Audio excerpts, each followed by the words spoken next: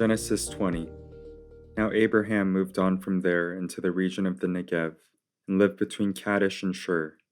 For a while he stayed in Gerar, and there Abraham said of his wife Sarah, "She is my sister." Then Abimelech king of Gerar sent for Sarah and took her. But God came to Abimelech in a dream one night and said to him, "You are as good as dead because of the woman you have taken. She is a married woman." Now Abimelech had not gone near her, so he said, "Lord, will you destroy an innocent nation? Did he not say to me, 'She is my sister'? And didn't she also say, 'He is my brother'? I have done this with a clear conscience and clean hands." Then God said to him in a dream, "Yes, I know you did this with a clear conscience, and so I have kept you from sinning against me. That is why I did not let you touch her. Now return the man's wife, for he is a prophet, and he will pray for you, and you will live. But if you do not return her, you may be sure that you and all who belong to you will die."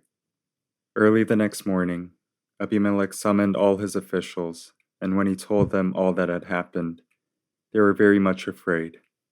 Then Abimelech called Abraham and said, "What have you done to us? How have I wronged you, that you have brought such great guilt upon me and my kingdom? You have done things to me that should never be done." And Abimelech asked Abraham, "What's your reason for doing this?" Abraham replied, "I said to myself, 'There is surely no fear of God in this place, and they will kill me because of my wife. Besides, she really is my sister, the daughter of my father, though not of my mother, and she became my wife.'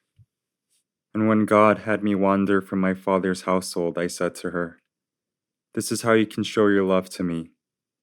Everywhere we go, say of me, 'He is my brother.'" Then Abimelech brought sheep and cattle, and male and female slaves, and gave them to Abraham. And he returned Sarah his wife to him. And Abimelech said, "My land is before you. Live wherever you like." To Sarah he said, "I am giving your brother 1,000 shekels of silver. This is to cover the offense against you before all who are with you. You are completely vindicated." Then Abraham prayed to God, and God healed Abimelech, his wife and his female slaves, so they could have children again. For the Lord had kept all the women in Abimelech's household from conceiving, because of Abraham's wife Sarah. Genesis 21. Now the Lord was gracious to Sarah as he said, and the Lord did for Sarah what he had promised. Sarah became pregnant and bore a son to Abraham in his old age, at the very time God had promised him. Abraham gave the name Isaac to the son Sarah bore him. When his son Isaac was 8 days old, Abraham circumcised him as God commanded him. Abraham was 100 years old when his son Isaac was born to him. Sarah said, "God has brought me laughter, and everyone who hears this will laugh with me." And she added, "Who would have said to Abraham that Sarah would nurse children? Yet I have borne him a son in his old age."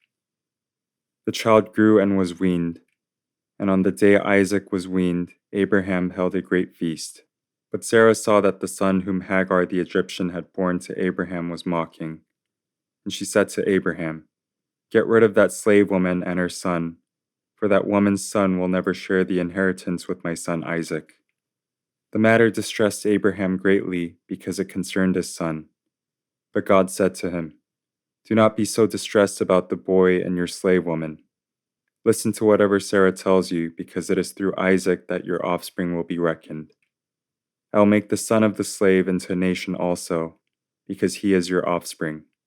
Early the next morning, Abraham took some food and a skin of water and gave them to Hagar. He set them on her shoulders and then sent her off with the boy. She went on her way and wandered in the desert of Beersheba. When the water in the skin was gone, she put the boy under one of the bushes. Then she set off and sat down about a bow shot away, for she thought, "I cannot watch the boy die."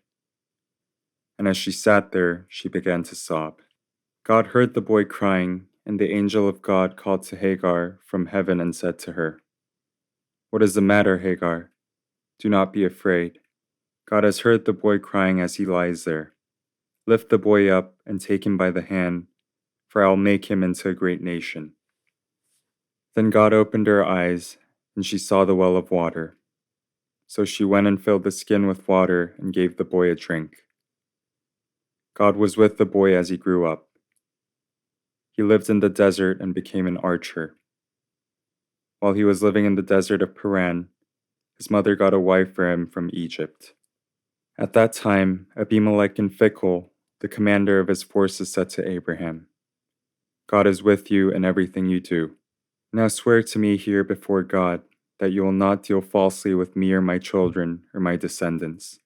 Show to me the country where you now reside as a foreigner, the same kindness I have shown you. Abraham said, I swear it. Then Abraham complained to Abimelech about a well of water that Abimelech's servants had seized. But Abimelech said, I don't know who has done this. You did not tell me, and I heard about it only today. So Abraham brought sheep and cattle and gave them to Abimelech, and the two men made a treaty. Abraham set apart 7 ewe lambs from the flock, and Abimelech asked Abraham, What is the meaning of these 7 ewe lambs you have set apart by themselves? He replied, Accept these 7 lambs from my hands as a witness that I dug this well. So that place was called Beersheba, because the 2 men swore an oath there.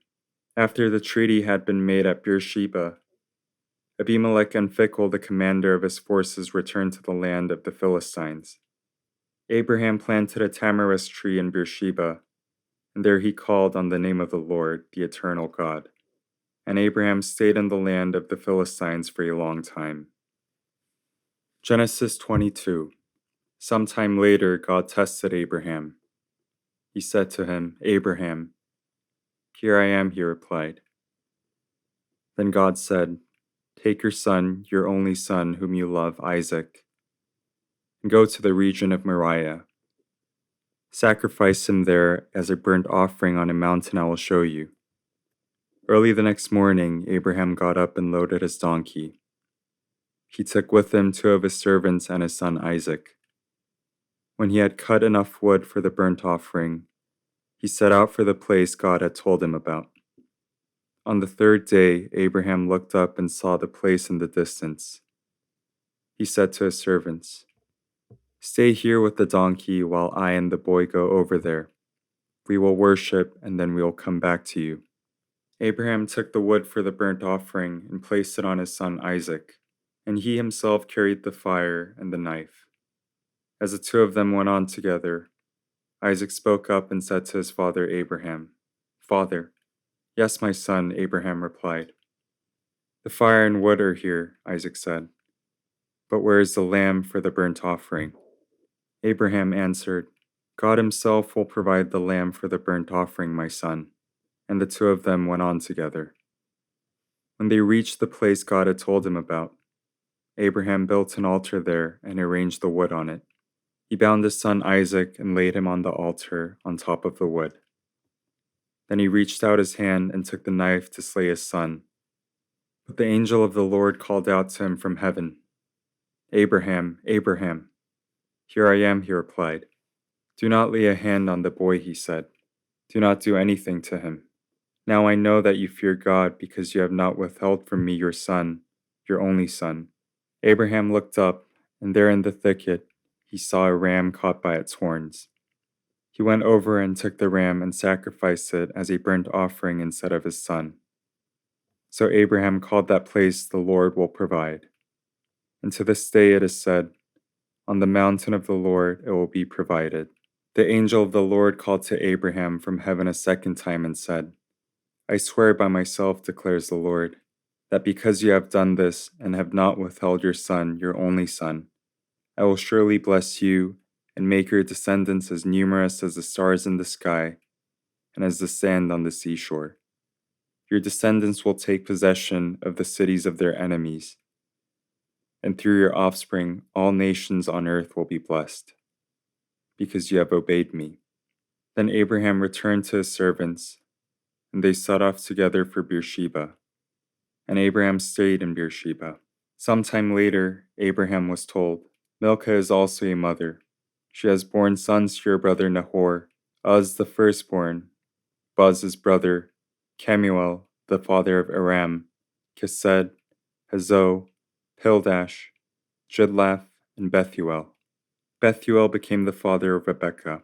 Milcah bore these 8 sons to Abraham's brother Nahor. His concubine, whose name was Rumah, also had sons: Tibah, Gaham, Tahash, and Makah. Amen.